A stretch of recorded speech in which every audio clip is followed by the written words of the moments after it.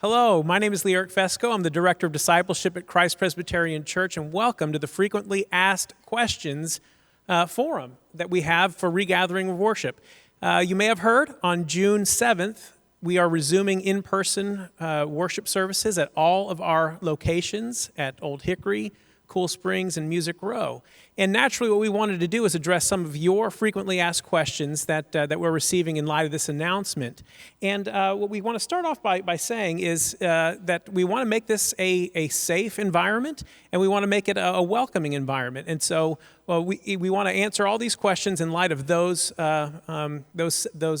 standards. So let me introduce our panel, those of us who are going to be answering some questions today. First, we have Melanie Rayner, who is the Kids and Care Coordinator at the Cool Springs campus. Welcome, Melanie. Thank you. Good to have you here. And then we have Scott Sauls, our Senior Pastor. Hey, Scott, how are you? And then Aaron McCabe, the Ministry Director at our Music Row location. And then last on the end, Bandit Bob. Bob Bradshaw, Executive Director at Christ Presbyterian Church. So guys, let's jump in, and let's start with a question to Scott. Scott, one of the questions that we're receiving is, why are we doing this? Why are we doing this now? Why do we want to gather for worship? We want to gather for worship because that's what God's people have done ever since the beginning, is gather. And thankfully, we have technology options that enable gathering remotely as well, especially for those who are more vulnerable, immunocompromised, elderly, people with special needs. There's a list that we're all familiar with of people who are especially vulnerable to contracting the virus. And so, the first thing I would say is I'm so thankful that we have this option of online. I don't personally think it's ideal. I don't personally think it should be a long-term option for anyone who can come to gathered worship after vaccines and treatments and so on are developed and whatever else is necessary to keep people truly safe and thoroughly protected. But at the same time, we're feeling this sense that everybody's feeling. We're not unique as a church. We're one of many churches that are opening our doors on June 7th in Nashville. Now, my New York friends are telling me they're going to probably have to wait until January, especially in New York City.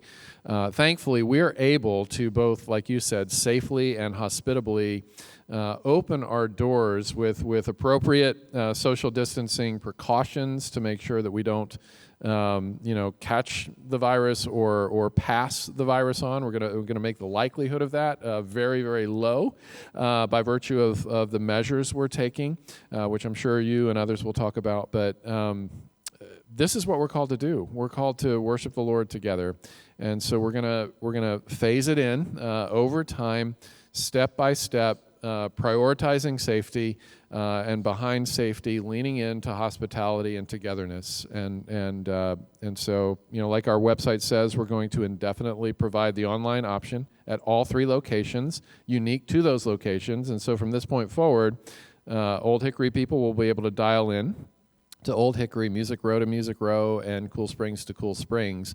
We're all going to have live stream options moving forward starting June 7th as well, which I think gives a sense of comfort and home to people who feel like they have to remain at home for this next season. It's part of our discipleship pathway, isn't it, that gathered worship is something that we endeavor to pursue always and to encourage. And so this is just... Would you say this is just kind of our way to step back into it easily and slowly and nice and paced, so that we can get back to the ideal of gathering together for worship? It's painfully ironic, isn't it, that right after we finish the series where we say, be fully present with the local church every Sunday, we start saying, don't be present anymore, but thankfully we can start moving in that direction. Yeah, good. Melanie, we have announced that what we're going to do is implement a reservation system. And we've got a lot of questions about that. How does that work? Why are we doing a reservation system? You want to tell us a little bit about that, how that works maybe across all 3 campuses? Melanie, by the way, and Aaron have both been on the committee for reopening and looking at all of these facts. And we've had many discussions about that. So Melanie, would you take us through the reservation system and just kind of give us your impressions and thoughts on that? Absolutely. I'm really proud of the work that our committee has done and that our care and hospitality teams have done to put together an easy system to reserve a seat on Sunday mornings at all 3 locations. The best way to do that will be every Monday. Reservations will open for 2 services at Old Hickory, 2 services at Music Row, and 1 service at Cool Springs. You will be able to reserve a seat at christpres.org/worship. When you go to make your reservation, it'll ask you a series of questions that will equip us as a staff to make your Sunday morning experience as safe and seamless as possible. So you'll be asked questions like, how many people are in your party? How many people will be taking communion? How many children would like additional kids resources provided to you? After you reserve a spot, and remember when you're making your reservation to include yourself in the total number of people coming, you will receive an email confirmation by Friday afternoon before the Sunday morning worship, letting you know where you'll be sitting on Sunday morning, how to check in for your seat, and any other additional details that you need to know before you come on Sunday morning. We've worked to identify the best ways to get the correct number of people in the different worship spaces. And as those numbers come in, we will be doing everything we can to make sure that everyone who wants to worship with us is able to. That's a good point, is in that a reservation system naturally implies that maybe there is a limited number of seats. But what we want to say is that, in the main worship areas, there are a limited number of seats to do this responsibly and safely. But we also want to try and accommodate as many requests as we can for people that want to be in-person worship. This is the first time we've done this. We don't know what it's like, so we're going to be very fluid and very accommodating and trying to adjust as we go, so that everyone that wants to be a part of in-person worship can do that. Absolutely. And I think one thing, a question has arisen about why assigning seats, and there are a couple of reasons for that. One is to ensure safe social distancing practices in whichever sanctuary you attend. But the other thing is it's super important for us to have a record of where people are sitting in the event that someone does test positive for COVID-19, that we have the ability to let people know and care really well for everyone who joins us for in-person worship. That's a good segue to our next question that we've been getting a lot of a response about. Bob, a lot of people have been asking us about tracing and tracking. That's a word that we've used both in the reservation system and online. And naturally, people are concerned about that. What does that mean, and what is it for? Could you give us a brief overview on what that entails, tracking and tracing, and why it's important? Right. Thanks, Lyric. Yes, we hope and pray that this is a process that is only temporary, but we also recognize that the information is very fluid and changing every day, and perhaps this is a process that we may have to follow for several months or even longer. And so our goal has been to establish a process that would sustain us over multiple months. We also have at least 1, possibly 2 staff members who have attended a online class through Johns Hopkins, and they are certified now in tracking and tracing. And we believe that this is just another responsible step to take in protecting our congregation and others, guests and others who visit and attend our public gathering worship. Our intent here is simply to provide a way to keep people safe. There is no law, as we understand it today, to provide any information to public authorities, and so that information will be kept completely private. However, once we are notified that someone who has attended one of our services has tested positive for COVID-19, our tracking and tracing process would then take over. We would then notify others who attended that worship service who sat in a certain proximity to the person who has been identified and let them know that they will now need to take steps of quarantining themselves up to 14 days, or perhaps they go get tested themselves to ensure that they have not contracted the virus. Again, the whole purpose is to keep our people safe, to be able to report to others here when and if we're notified of someone becoming positive, that they also then can take the action that would be appropriate for their families. And we want to make it clear that our position is that we're going to protect privacy at every corner. So though someone may call into the church and say that they've tested positive, we're not going to share their name or their identity with anyone else. Even the people that were seated adjacent, we're going to keep it strictly anonymous. Isn't that part of the protocol? That's absolutely true. Thanks, Lee Eric. We will provide complete anonymity. And as we've said before, we'll follow the laws of Tennessee. And right now there is no requirement for reporting that. As things change, if there was a change in that requirement, we would notify our people, our congregation, those attending, that the law has changed, and then we would obviously stay compliant to whatever law Tennessee might pass in the future. Great, thanks. Scott, there's been a lot of questions about face coverings, and a lot of people naturally want to know, Scott, do I have to wear a face covering the whole time that I'm at church? Why do I have to do that? Could you tell us a little bit about why we're asking people? We're not requiring it, but we are asking every attendee to wear a face covering throughout the duration of their time indoors. Can you maybe speak to a little bit of why we're asking people to do that? I think first and foremost because it's fashionable. Bob has shown us this. It's fashionable. And what more needs to be said? No, the answer to this is the same answer that we gave at the very beginning when we closed down gathered worship. The why question is, why are you doing this? It's because this is the best way during this season that we can discern how to love our neighbor as ourselves. So when I come into a sanctuary, my concern is not just whether or not I will get infected. I think I'm healthy enough probably to weather it if I do get infected.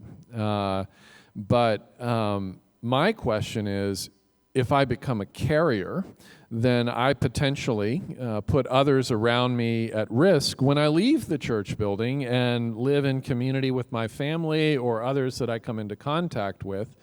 And that would not be a very loving thing, to be willing to subject myself to higher risk, which would mean subjecting other people to higher risk. Because as we know, COVID-19 spreads very easily, and it also spreads from non-symptomatic carriers. And so I can have it and not even be aware, and all I have to do is cough or exhale heavily into a conversation, and I've infected somebody else. And so the stakes are high for some people. It's a small percentage, but I think it's really an unloving thing to say, oh, it's just a small percentage of people. Because the fact of the matter is that small percentage is represented in our church.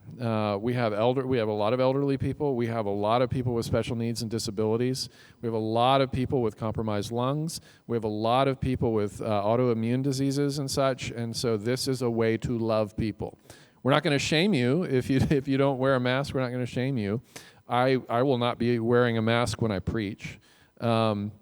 But I will make sure that I'm far enough when I preach away from people so that what comes out of my mouth doesn't make it into their lungs, if that makes sense. And so we're not going to shame anybody, but we are urging people to really think last of ourselves and first of who might be at risk if we become infected.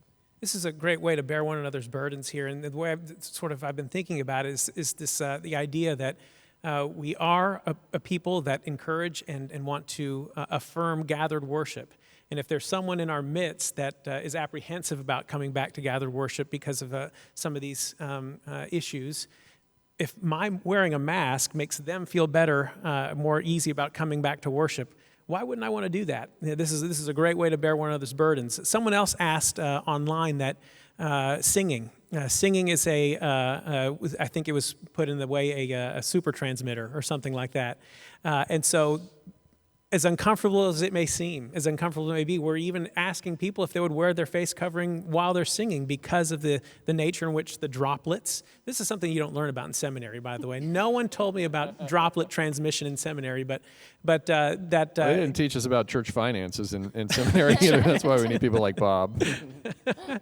But again, putting on a face covering while singing is a way of loving my neighbor. And I know some people are going to think that's ridiculous, but again, if it's in deference to my neighbor, why wouldn't I want to do that? Just to mitigate the risk or mitigate even the concern a little bit. So that's our approach for face covering. Anyone else have anything to say about that, Bob? While you're wearing yours, is there anything else you want to? I think possibly it was already mentioned, but we are calling it face coverings. That's right. Versus a mask, although we switch back and forth some. But any covering that is suitable and you feel it's appropriate for yourself, please wear that.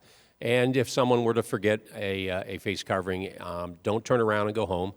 We do have extras here, and we'll provide those to anybody who comes in and realizes they don't have a face covering. Will we provide an assortment of colors and patterns just for the fashion aspect? I think so. Yeah. I think we will. You're the one who said it's a fashion statement more than anything, so by all means. I'm looking for a Holstein pattern myself, so if anyone could provide that, it'd be great. Aaron, coming to you, let's talk a little bit about, and this could be for Aaron and Bob and Melanie too. What's worship going to look like at each of our locations? It's not going to be exactly the same, but we're trying to again to be hospitable and accommodating and safe all at the same time. But so that takes on a little bit of a different look with each of our campuses. So, Aaron, you want to tell us what it's going to look like at Music Row? Yeah, so one of the options for Music Row that we're hoping, weather permitting, is that we'll be able to have an outdoor service. Scarrett Bennett is a beautiful campus with a large lawn, and so we're really hoping on June 7th to have an outdoor service where we can provide a little more room. The lawn is much larger than the chapel, and so it'll be a great opportunity for families to have a little more space. It'll be really unique and fun to be outside but be able to be together. And so that's one of the ways that the Music Row location will be a little different. And other little things, if we are in the chapel, we will have our doors propped open so you won't have to touch anything as you make your way to your seat. Your bulletin will already be waiting in your seat for you. All those types of things. So those are some of the specifics for us. Bob, how about Old Hickory Boulevard? Can you talk to us a little bit about what the sort of our zoning system will look like for inside the sanctuary, as well as maybe some of the other overflow areas that we have employed too? Yes, thanks. And again, Lee Eric is quite aware of this answer because he was part of the team that pulled together an incredible amount of data to provide the process that we're about to follow. And that began with a survey of our congregation. And through all that, we have run some math and concluded how many people seem to be interested in returning now to each one of our locations. And based on that, we've used about a 20% capacity to seating for the initial start for each one of our 3 locations. And so with that, round numbers, we're thinking about 300 people inside Old Hickory Boulevard, plus or minus 70 people at Music Row and Cool Springs. Those are just round numbers. And so based on that, we believe, as you'll see in the FAQ, 2 services at Old Hickory Boulevard, 2 at Music Row, and 1 at Cool Springs is where we'll start. But again, depending on what we learn, we're kind of making this up as we go. What we learn will drive us potentially to have to add additional capacity. Now, in the case of Old Hickory Boulevard, the 300 would be seating internally. We also do have plans to provide external or outdoor seating as well, and we believe that will be part of our registration system on June 14th. And so it's going to take us just an extra week to have that ready. And we're excited about that because we've heard from several people that are interested in returning to public gathering for worship, but aren't, for various reasons, able to sit inside, but see outdoor seating as a safe option for them. So at Old Hickory Boulevard, we are going to install a very large LED 12-foot by 9-foot, I believe, screen out in the breezeway. If you know this campus, it's covered, so it will provide relief from sun and even from some rain. And that will be part of the registration system coming June 14th, which will add additional capacity beyond what I've already spoke to. There will also be volunteers, staff and volunteers who will be here to help you find your seat, because we, again, for tracking and tracing, want to seat you in areas where it will have a specific designation. So Section A, Section B, Section C. And again, the math is pretty simple. It's a lot easier to seat a family of 12 than 6 families of 2, social distancing being what it is. And so we have to take into effect the size of the family and how we can seat everybody appropriately. Can I add one yeah, thing go ahead, to that? Like everybody has said, we're going to be learning as we go what it looks like to begin regathering, but all of our congregations are open and flexible to add additional services to provide more capacity. But that's all going to depend on what happens June 7th, June 14th, and thereafter in terms of those decisions. That's right. And what we're trying to be mindful of is number one, social distancing, being able to seat people safely in the building. And we've even tried to be mindful of the fact that we want to allow people to come into a pew without having to cross over another family. So everyone has access to an exit or an aisle without having to cross over anyone. So those are some of the measures that we've taken to be able to accommodate all of our families.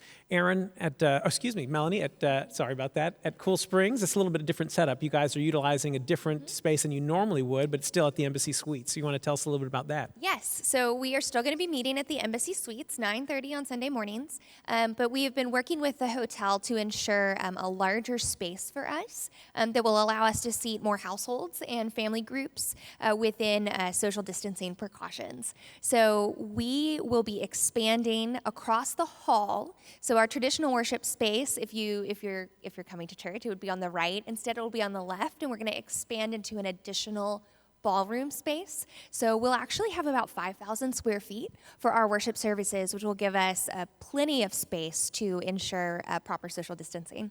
Great.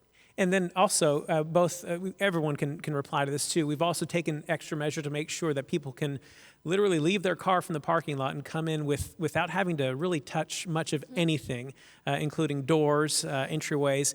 That's true across all campuses. Music Row and Cool Springs. Anything we want to specifically say about that, since it's not necessarily out, we're leasing that space. So, but we still have control over doors and things like that. Is that true? Yes, all of the doors at Cool Springs will be propped open except for the most external set, which will be operated by a volunteer using the handicap push button. So no one will have to touch surfaces to get in and out of the worship space. Yeah, no one will have to touch any of the doors. They're able to all be propped open, and we're even able to have people come in one set of doors and exit a different set of doors to just keep the flow going in one direction, which is going to be really nice. That's great. And we have similar plans here at Old Hickory too, Bob. Isn't that right? Yeah, we do. I would just echo everything that Aaron and Melanie have already said. And as you said earlier, Lee Eric, we've even taken into account the rows whereby everybody who is seated will either enter the row from either the right side or the left side. No one will have to cross over another family. And by definition, then, we'll either have one family per row or we'll have 2 families per row. And again, providing as best we can a very safe physical distancing for everybody who attends Old Hickory Boulevard. Scott? I just wanted to ask a question. We've mentioned families a lot. How about people who are coming as individuals? Yeah, I can speak to Old Hickory, and then you guys, if you want to speak to your campuses too. But again, we've mapped out the zones in such a way that, for instance, if we have 2 singles that are trying to RSVP at the same time, we have pews that are appropriately distanced and allows them to, though they're not even the same household, they can be socially distanced appropriately on the same pew and not feel like that they're creating any additional risk. So all these, it is a somewhat automated process, the reservation system, but once we have all the reservations in, it then becomes a very manual process whereby we're carefully placing people and treating people as individuals, not just numbers on a spreadsheet. We want to make sure that we place people in a great spot. Anything else you guys want to add to that? Good, okay. Let's transition a little bit to communion and offering. A lot of questions have come in about that.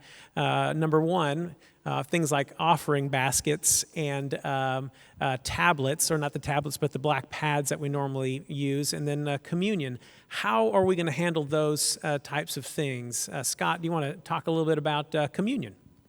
Well, of all the questions I've been asked repeatedly, it's what are we going to do about the black notebooks that we pass? I mean, everybody's wondering and worried about that, but I'm actually joking. But we are going to create a scenario where nobody touches what somebody else did. And so, as much as I hate to say it, we are providing these prepackaged communion things, and at the top there is a piece of bread. You peel this thing open, you get the bread, and then I guess there's another peeling procedure where you get the juice. And this is juice. It's not wine, it's juice. So these are going to be placed in the seats for those who make reservations. And like as Melanie, I think, had stipulated, we're going to ask in the online, reservation system how many people will be receiving communion, and so we'll set up a number of kits for that. And what other question did you was in there? Offering baskets and we're not passing baskets. We will, of course, have the online option, which has always been the case since I've been here. There's been an online option to give. One thing that people are discovering, actually, who have begun to give online, and we're starting to see that more and more people, actually a larger percentage of people, that's how they're choosing to give, are setting themselves up for recurring gifts. You can either do a one-time gift where you log in, you do your gift, or you can actually, for those who give regularly and systematically, you can set yourself up for a recurring gift. You can always go in and change what you say. You can always go in and add another gift on top of that. But that's become a very, sort of methodical way for people to give in this kind of technological age. The other thing I believe we're doing is we're going to set up either baskets or boxes at the back doors where people either coming in or going out can drop a check in. So again, nobody has to touch something that other people have touched. And we're also looking into options right now where to replace the black pads, and this may be an ongoing thing where we have people register their attendance while they're here through use of mobile device. And again, we want to make it clear that we're doing this. Yes, there's a measure of tracking and tracing that we're implementing here for people's safety, but for long term, we want to be able to keep in touch with you, and if you're out for a few weeks, we want to reach out to you and make sure you're doing okay, and just provide a care call for you. So that's kind of the motivation behind those things. Scott already detailed about the communion. It's I've tried it myself. It's a great temporary solution, not built for taste, but as Scott once told me, neither was the unleavened bread in. The old or the manna that fell from heaven. I don't know how that tasted either. The manna sounded awesome. Yeah, maybe that was good. The unleavened bread not so much. Was not yeah. awesome. But again, great temporary solution. Hopefully we won't have to do this very long, but for now it's a scenario where you register, you let us know how many communicant members you have in your family, and we'll provide that number in your zone. And Melanie, there is tell us about the, if you're unsure, does my child take communion or not? Absolutely. This is a question that we get a lot in kids ministry, and I know that the care staff may get it as well. If you're uncertain if your child should take communion, or if you should register for a communion cup for them, reach out to kids@christpres.org. We have a document and a process that we can walk through with you to determine whether or not your child is ready to become a communion member of the church. Great. Thank you. Thank you for providing that. That's fantastic. A little bit about cleanup procedures, particularly what are we going to do between services for those that are having two services? And then, for instance, restrooms. Are we going to be doing any extra cleaning before, during, and after the services? Bob, do you want to lead us off? And then, Aaron, you can tell us a little bit about Music Row. Yes. Well, one thing that's very exciting for those who attend Old Hickory Boulevard, you may remember right before COVID-19 hit, we were in the midst of renovating our restrooms here right outside the sanctuary. Well, those are complete and they are beautiful. And so for those of you returning, we have a real treat for you there. Now, with the new process that we're implementing, we will be monitoring the restroom usage, and we'll have a volunteer or a staff member there to limit the number of people that actually can enter at one time, roughly 50% of capacity, again, providing for safe physical distancing. And there'll be some folks that will help monitor that and also provide some guidance as to how far to stay apart if you're in a line waiting to get in there. And additionally to that, we have a plan to clean the restrooms and the sanctuary after each service. We've got staff and volunteers that are prepared to do that, wearing gloves and cleaning materials, and we'll go through the restrooms and we'll go through the sanctuary. We'll clean the rows. Any touch points where it is clear to us that we need to clean that prior to the next service, we will be doing that as well. So all that's part of the plan to provide hospitality as well as health and safety. Same thing for other locations too, isn't that correct? Yes, at Music Row, we're actually, if we're in the chapel, in between services, we're going to wipe down all of the pews and everything.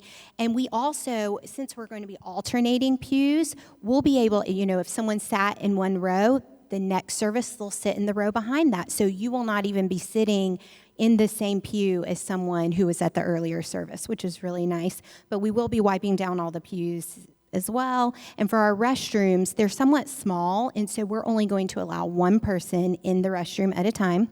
You may want to use the restroom before you come.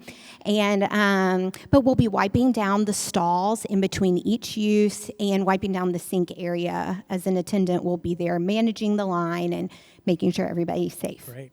Same thing at Cool Springs, we're in a little bit of a different situation, as you know, because we meet in a public space, but we're working with the Embassy Suites team to learn more about their sanitation processes, which we're on ongoing conversations about that. The hotel has been not very used recently, and there aren't as many conferences in between as there have been in the past. And the restrooms that we typically use have actually been closed since the beginning, so they will be thoroughly cleaned and available for us to use. Fantastic.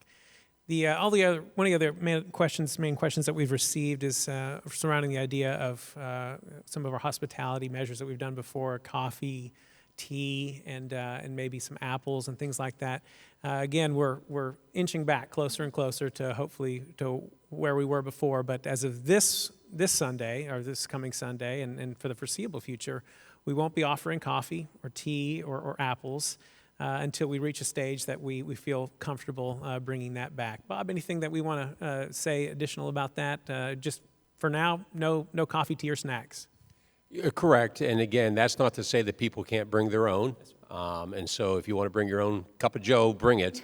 But this is just, again, to minimize the touch points right now as we learn our way through this. And at some point in time, it may be safe and feasible to return to some kind of a coffee or water service. But for now, we're going to suspend that.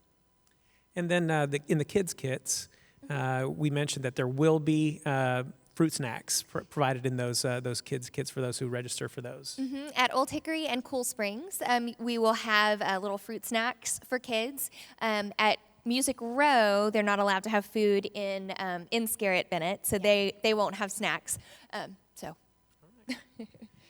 Any final comments that anyone else wants to share before we sign off? Those are the main ones. And as always, if there is a question that you have that hasn't been answered by this panel, I want to direct you to two places. Number one, at christpres.org/worship, you can find a frequently asked questions page that addresses many of the topics that we've already discussed, as well as some additional maybe that we didn't discuss. Anything else?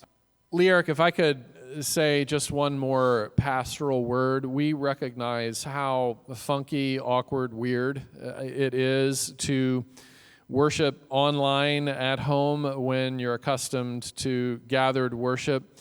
It's not ideal. It's a wonderful option to have if you need it, but we realize it's not ideal. We're told by particularly music industry experts that you lose at least 50% of the energy of the live gathering when it's mediated through a screen, and so we're already losing that. We're also losing the energy and solidarity of a congregation around us. We realize how awkward it is also to be in a room singing by yourself with a computer or a TV or with 2 or 3 or 4 other people in the room with you.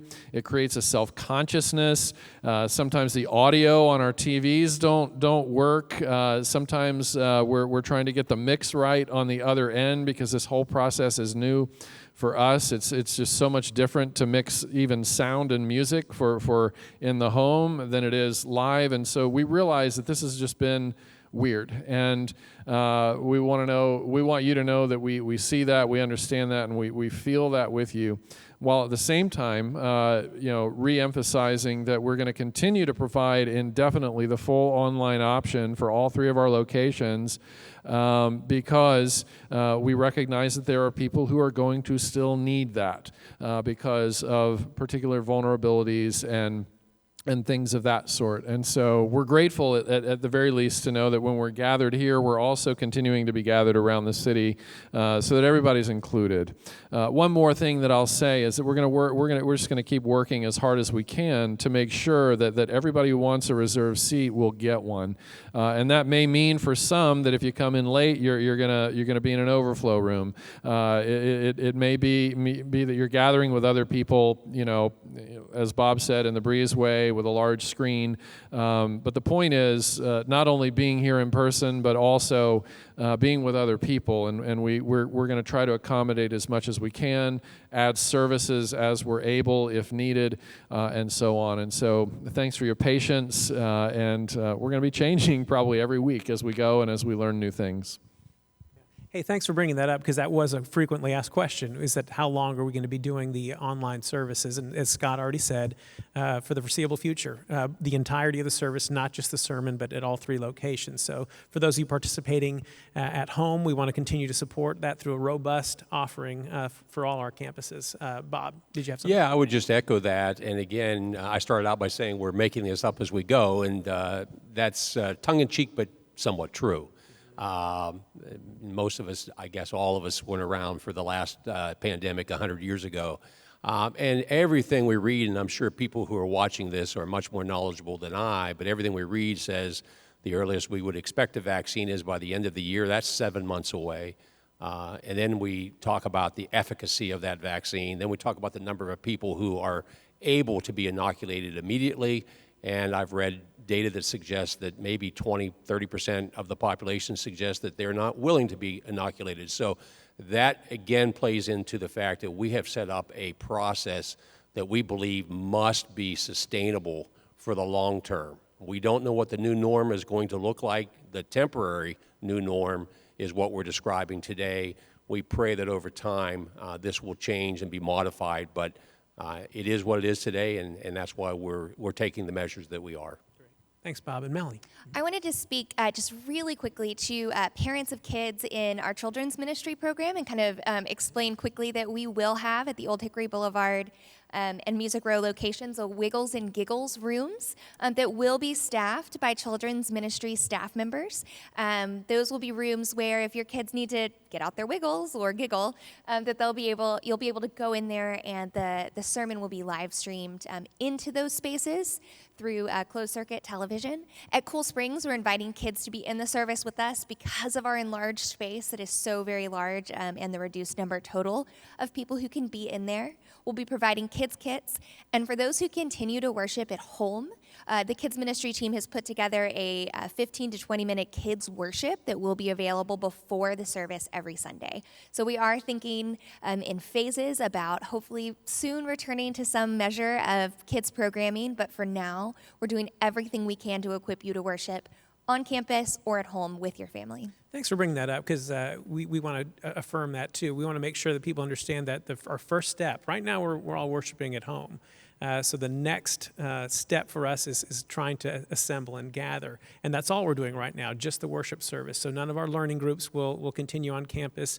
Our kids ministry and core will not continue on campus for right now. And we hopefully we'll see that come back within weeks or months. We're not sure. But in the meantime, we want to equip everyone with everything they need to be able to worship at home, learn at home, and as well as get the wiggles and giggles out if they're here, because we won't have kids ministry active other than doing what they're doing for the Wiggles and Giggles room, of course. They're always active, but we won't have the official ministries continuing while we're here. Scott. I wanted to ask you a question about what this means for things like connect groups and for those who are part of learning groups. Yeah. What's the way forward in this kind of next phase?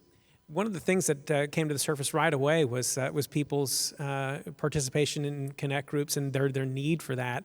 Right away, we saw that right from the get-go was that when we were told that we won't be gathering here or at our other campuses for worship, people said, what about my connect group? And those started meeting more robustly than they've ever met before. I feel like most groups were meeting weekly. And again, Online. Online. Yeah. Yeah, meeting online, thank you. And I would encourage that, to continue that as safely and responsibly as possible, whether that's online or through safe social distancing gathering in person, and to continue that. And if you're not a part of a connect group, connect at christpres.org. Send a note to that email, and we'll get you connected right away. Learning groups. There's been a couple that have been meeting throughout the spring, and there's still a couple now meeting through the summer months. And we're going to continue to support that through the summer. We're going to try and, as some of those Zoom classes, I know, for instance, the Pilgrims in Progress class has been meeting. They'll continue to meet throughout the summer, I believe at 10 o'clock, so that'd be right in between the services. And we're going to make efforts to have those recorded as well, so if you are in person, you can still participate by watching afterwards. And I'm also doing a class as well that I'm going to continue to support that through the summer, 10 o'clock. And I will have that recorded so you can watch it afterwards too. But thank you for mentioning that. Core groups, connect groups and learning groups have been a vital part of our ministry during this time of quarantine, and we're going to continue to support those. But it sounds like the only learning groups option is online for the foreseeable future, That's right? correct. So there will be That's no correct. gathered learning groups on any of the campuses on Sundays until further notice, correct? As of today, that's the correct response. Within a month, who knows? But as of today, that's the correct response. So, any other comments, thoughts? Great.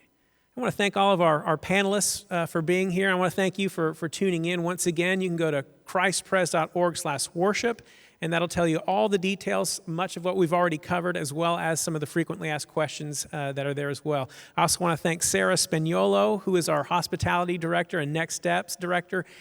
She put this together for us and created a great outline for us to work from, so I want to thank her. She's off camera, but she's directing off camera right now, so I want to thank her. And once again, we look forward to being with you all. We know this is a difficult season. It has been a difficult season and probably will be for the continued, for the foreseeable future. We're trying to move in slow stages and sort of inch back closer to maybe what we knew before. But in the meantime, we're going to continue to keep moving forward. For those of you that are going to be here in person, we look forward to that. And for those of you that are going to be at home, we're going to continue to support you as much as humanly possible, because we are still a church, whether we are in the same building or not. We are the people of God, and we are His body. So once again, thank you, panelists. Appreciate your time. Thank you all for tuning in. Once again, we love you.